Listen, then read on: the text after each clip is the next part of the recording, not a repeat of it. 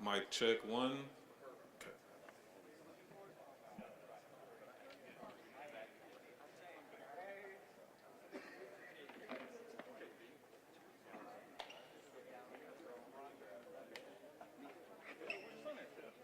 He in Boston right now. He in Boston, yeah. Golf? Hanging with family. He's golfed twice out there too. It's crazy.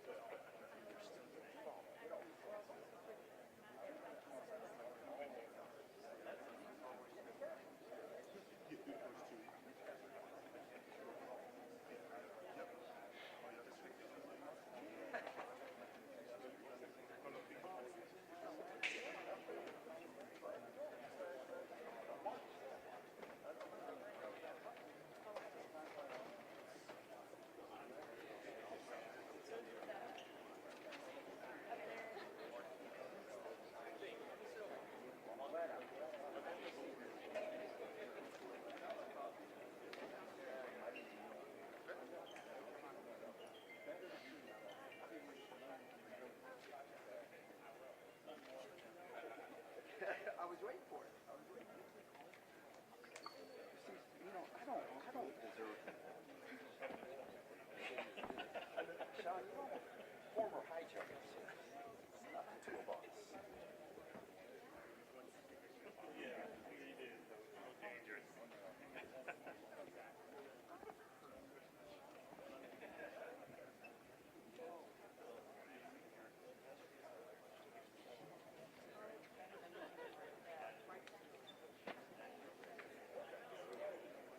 Sometimes I run.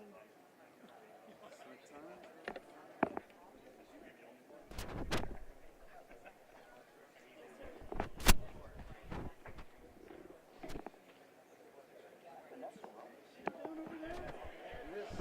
Miss Miami, Miss Hawaii, Miss Miami, Miss Florida, Miss King.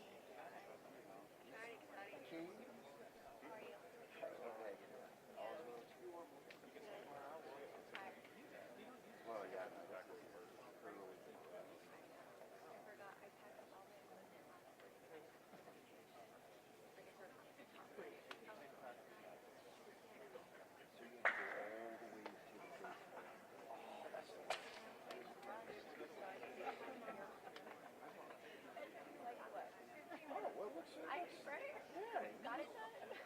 Looks Gucci to me, but then again, what do I know about that?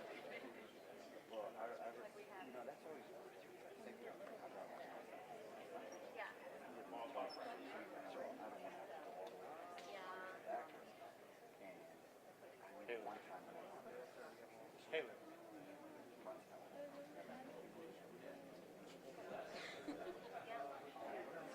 I had forgotten that.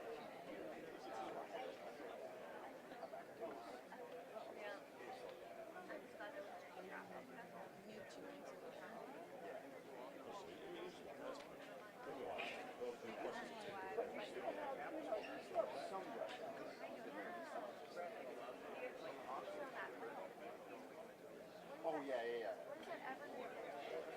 They have been developing the 50s since I was born. Well, or doing construction or whatever. Like, that 50 especially the Green Granite Park, like 105 and 199. That whole part has been under development since this time. Brittany. Behind you. Well, as I say, it's going to be See the dog. with the rest of them.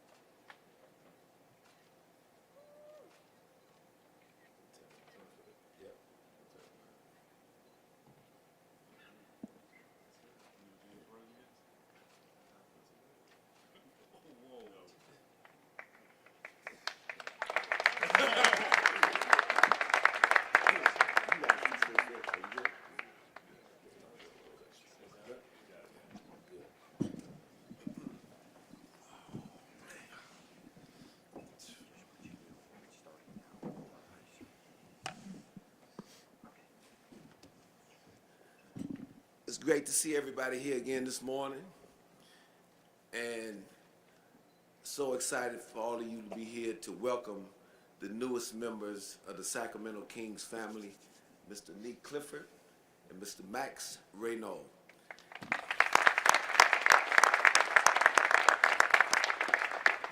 I first want to recognize the families for each of these fine gentlemen. It's Angel and Akai Clifford, Nick's parents. His agent, Mr. Todd Ramasar, and Mr. Mike Samonetta. And then for Max, his mom, all the way from Paris, France, Vanessa Renault. And his agent, Mr. Buna Njai. As you've heard me say many a times since I've come here, it's important that we establish a real identity here, what it means to be a Sacramento Kings basketball player, and what we're going to stand for. These two guys represent that. For your recollection, what that means, we want people that are competitive, tough, team-oriented, professional, accountable, and disciplined. These two young men have exhibited that not only in their play throughout their careers in college basketball, but in how they've conducted themselves as young men off of it. And that's very important to us.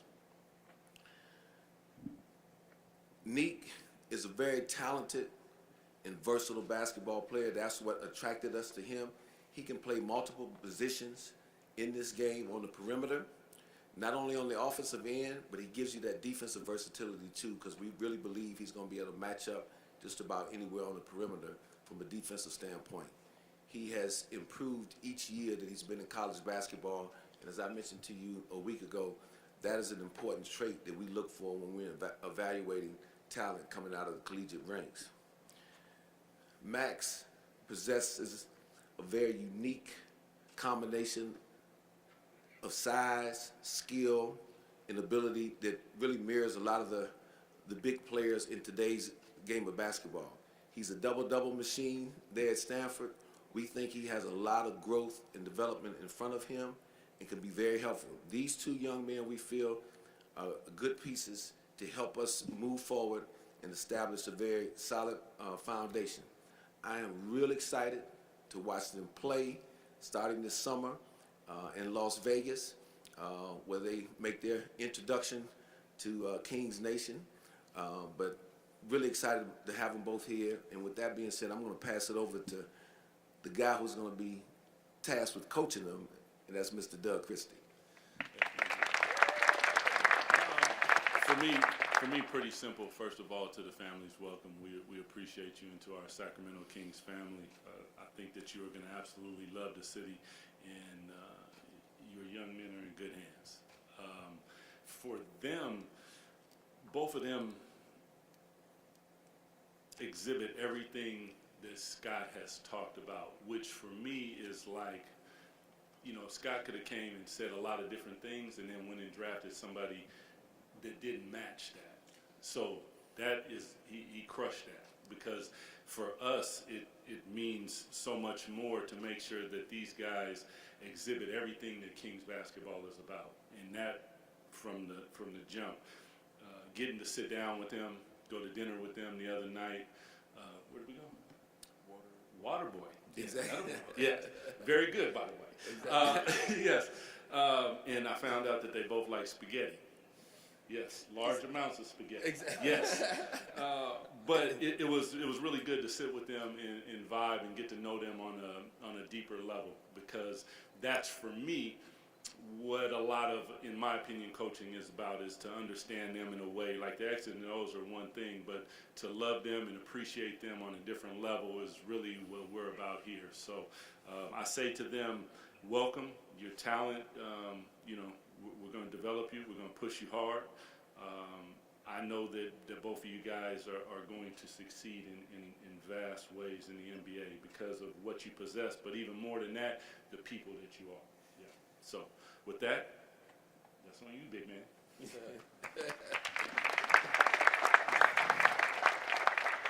No, I'm definitely very thrilled and honored to be here, to be a part of the organization. I want to give a big shout out to, Scott and Doug for just giving me this opportunity. I'm super thankful and blessed to be a part of the organization and what they're trying to build. You know, I can't be more ecstatic to be a part of something that I feel like I've worked my whole life to be a part of. And so super excited for the opportunity and just to get to work with these guys, you know, Maxime, and just a bunch of great teammates. So we'll get to work here soon, but excited to be here and thankful for all of y'all's support as well, welcoming me to Sacramento.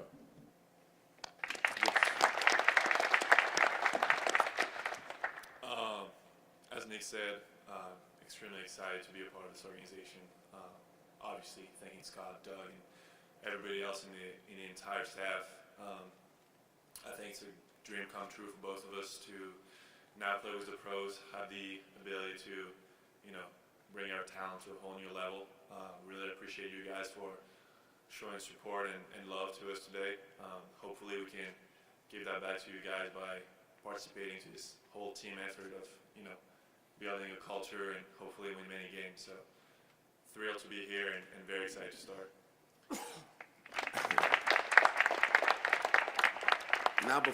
Now before we open it up for questions, I just want to give one footnote. I promise you we did not send a memo to have these guys in matching attire. But this is just one this is just one further piece of evidence, though, the class that these two young men have, and they came dressed really nice. So that even reaffirmed our decision to bring them here. So no, but anyway, time for any questions? Fire away. Nick, Coach Farouk Manesh from Colorado State told me about a joker mentality and a mask on when you take the floor. Can you explain a little bit about that and if that's following you to the NBA? Yeah, that's a tattoo I got. Joker was my favorite supervillain, which is kind of crazy to say, but you know, I kind of used it as an alter ego. You know, you see a lot of the great players like Kobe, Michael Jordan, all those people got their alter egos that they basically turn into when they're on the court. And so for me, it was a mentality to just, you know, be almost a killer when you're on the court. Like, you can't care what people think about you. You just got to go hard and go do what you're supposed to do and take care of business. So for me, it was a mentality part of it. And then, you know, Coach Ali definitely helped me kind of realize that and use that as a way to just go out there and be myself every time I played and don't care what everybody says on the outside. Just let the work speak for itself. Jake Gaden from CBS 13 over here, guys. Max, for you, we hadn't a chance to talk to you yet after being drafted by the Kings. Were you surprised to be taken 42nd overall by them, and what's the initial reaction you had being taken by the Kings? I'm just excited and blessed by the opportunity. I think that's what draft night is about, right? Making your dream come true. And then we talked with Nick, but I was extremely excited to get to the franchise that drafted him too, because we already saw each other in a workout earlier during the process, and we had this 45-minute conversation in the hot tub after practice. So it was good to see him drafted there too. It's close to what's home for me here, Stanford, and obviously Scott has a massive resume. Former player here as well, so I think we're in good hands. It's just nothing but positive. Nick, excuse me, a quick question about the bling around your neck here. I think everybody is wondering, there's got to be a story behind this. Man, it was you know, it was actually supposed to be for the draft, and my pendant didn't come in time. And I told one of the reporters, I don't know where he's at, but yeah, I told him I was gonna wear it to the press conference, so I had to stand on my word.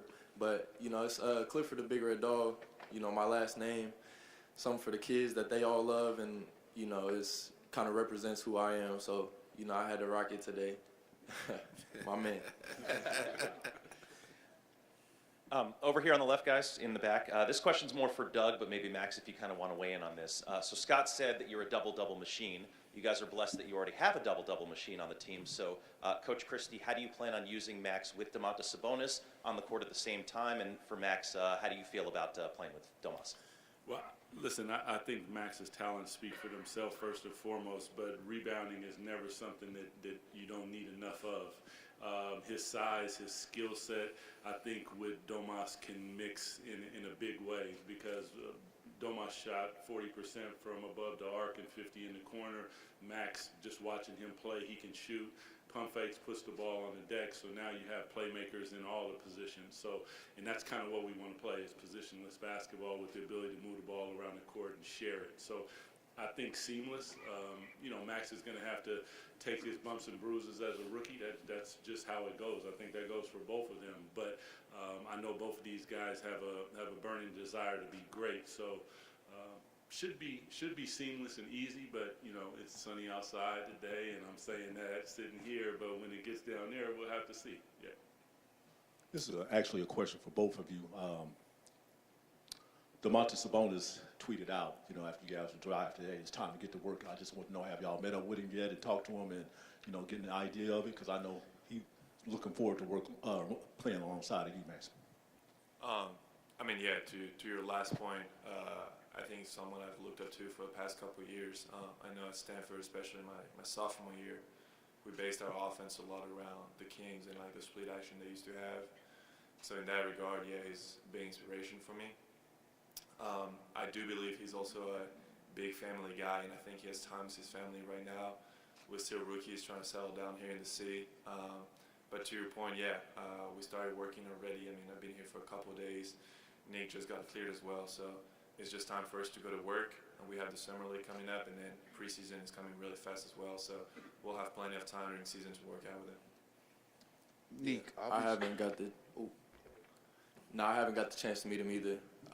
Super excited and looking forward to playing with a guy like that, so unselfish, true winner, and just plays basketball the right way. So, you know, I'm very, very excited and looking forward to getting to meet him and getting to, you know, build that chemistry with him. Nick, obviously the long-term goal is for you to be the best all-around player you could be. But where do you see yourself making the biggest impact as a rookie? Honestly, it's just finding my way, you know, finding any way to impact the game, whether that's defense, rebounding, you know, knocking down shots when I get them, and just trying to be impactful every time I step on the court. And whatever my role is, whatever, you know, coach sees me as and throws me into, I feel like I can go do it at a high level. And, you know, I want to contribute to winning. That's my ultimate goal. So whatever that looks like, just got to approach every single day as an opportunity to get better and just learn from all the knowledge and guys I have around me. Question for Maxime. What does it mean for you to be drafted so close to Stanford State in Northern California, and how might being so close maybe ease your transition into the NBA? Well, I was gonna make it easier to move my stuff. That's for sure. But 2 years ago, I mean, as you may know, like in college, we have maybe 2 days, like 48 hours for Christmas. You know, go back to your families and stuff like that. I don't necessarily have the opportunity to go back to Paris just because of the travel, right? So 2 years ago, Issa Silva, who was one of my teammates, who's from Sacramento, hosted me there for Christmas, and we had the chance to go watch one of the Kings games. So being drafted here 2 years later made kind of full circle. Still extremely grateful for his family and for the new family that we're having here. So it means the world to me. I think it's going to make the transition a little bit easier, and hopefully we can win some more wins to California for sure. Hi, Scott. Question for you, if you don't mind, Jason, here in the middle. You got a lot of credit for the kind of the value that you seem to have found in these guys in the draft. Nick being projected a little bit higher, and Max also being projected a little bit higher. How good do you feel about the value, and how important is that in drafting to be able to kind of find guys like this?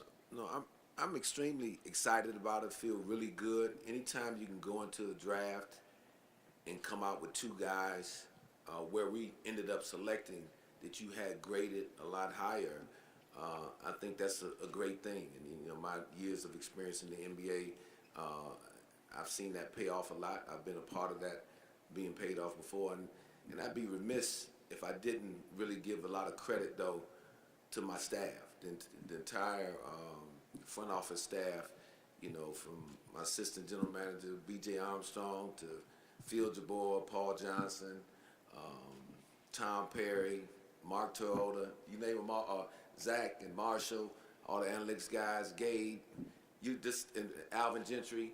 They were all a big help to me Penny and Sam, where's Penny and Sam? The process, you need a village to really help you pull something like that off too, because you take a lot of input, and especially for me coming back into the game after being in you guys' seats a little bit, and being at ESPN, I wasn't out as much coming into this job, so they really all were very helpful into making that happen. So excited about it. Doug, over here. Question for you. You talked about summer league. Any chance you have an idea who will be coaching summer league for you, and then as well anybody on the current roster that will be competing as well? The roster will be out maybe tomorrow, but Depeche Mystery is going to be the head coach of Summer League, and as you've heard, these two guys will be on Summer League as well. Just to echo Scott's sentiments, though, what those guys did was in the front office was magnificent, because Scott's toted me around to some places and showed me some things. I have a new respect and understanding for what goes on in there. So I say to them as well done, you guys. Yeah. Nick, Scott mentioned, after you were drafted, you handled the ball a lot, in those three positions. How do you feel comfortable about playing the point guard position, and have you played it over the course of your career? Yeah, I mean, I grew up playing point guard, so I'm comfortable in that position. But for me, the trajectory of my career, I've been able to play 1 through 3, and so I feel like I could play any of those positions. And like I said earlier, whatever I'm thrown into, I feel like I'm capable of going and doing. But just excited for the opportunity to learn from even guys coming in like Dennis Schroeder, and different teammates that I'm gonna have. I'm gonna be able to learn from those guys and get more comfortable in every position. But yeah, I'm comfortable playing, I'd say 1 through 3. Over here on the left, Jeremiah Solomon. For both of you guys, Kings fans obviously have a reputation around the NBA of being some of the loudest, most raucous fans in the league. Obviously, there's the Keegan Murray chant, things like that. Do you guys expect anything of that to kind of develop around you guys? Maybe something with Clifford, or what are you looking forward to most with the fans and just your NBA experience here in Sacramento? I mean, for me, I'd say I'm excited to light that beam. I'm definitely excited for that. But as well as that, I've heard so many great things about the fan base and just how they show you love, and I've already experienced it being here for 2 days. And just the love they show, the support, I'm just super excited to be a part of that and be a part of the community, honestly, getting to know everybody, all the people that come and support us. I want to get to know them and show that love right back to them. Hi, Doug. During the draft, Nick was kind of compared to you and your playing style. When you watch, I'm just curious if when you watch him in film and whatnot, does it remind you of yourself a bit? A bit, because when I watch him, first of all, he's got hair, so that's well done, sir. But his ability to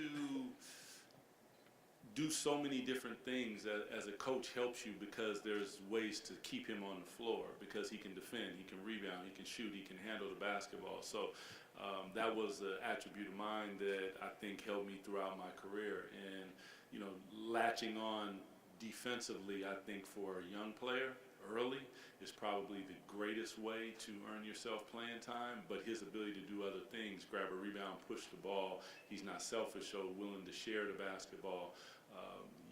Minus the hair, I feel you. I feel it. Yeah. Yeah, I did. I think you might have too, bro.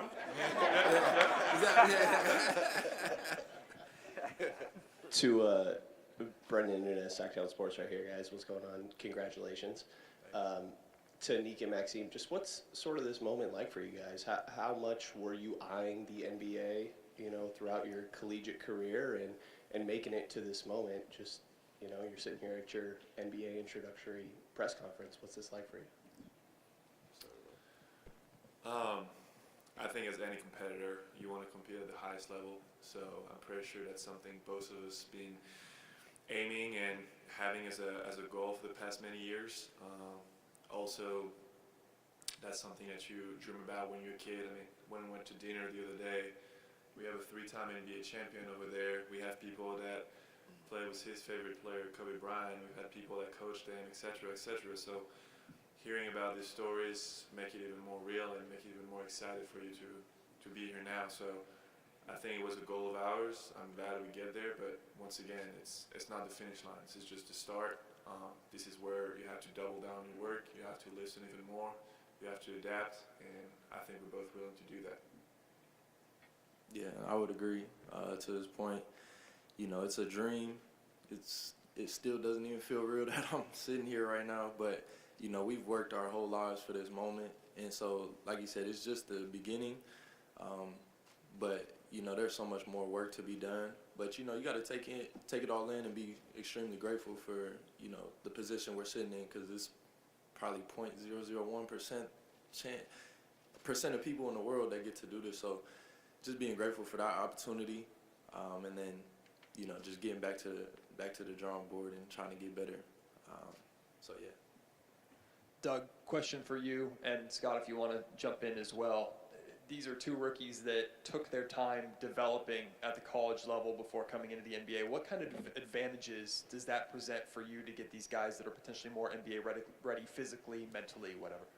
Yeah, I think there's a lot of benefit in that. I know it's young, all these different things, but for me, like just talking to them, you can hear the maturity in their answers. You can hear they don't just answer, they think about what they're saying. Not to mention with NIL and a lot of different things, probably financial literacy, they're probably farther along. There are a lot of aspects that I think when you look at these guys are going to be beneficial to them.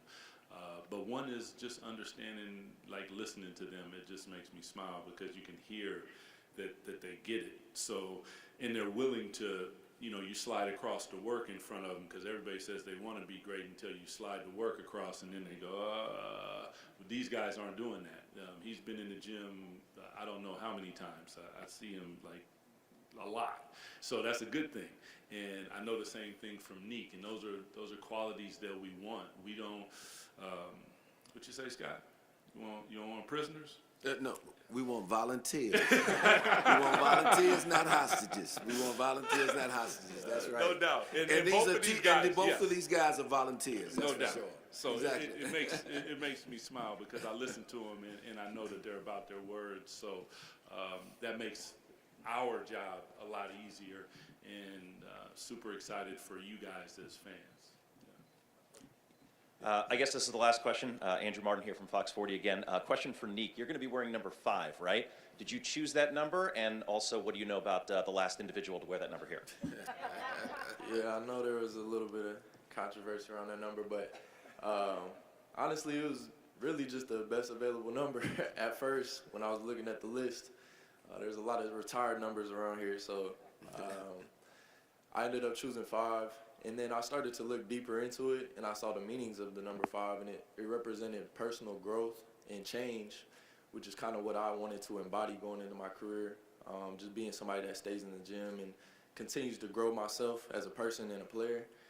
And then biblically, it represented God's grace and kindness. And so I felt like it was definitely a fitting number for myself. I wore 5 at my pro day, actually.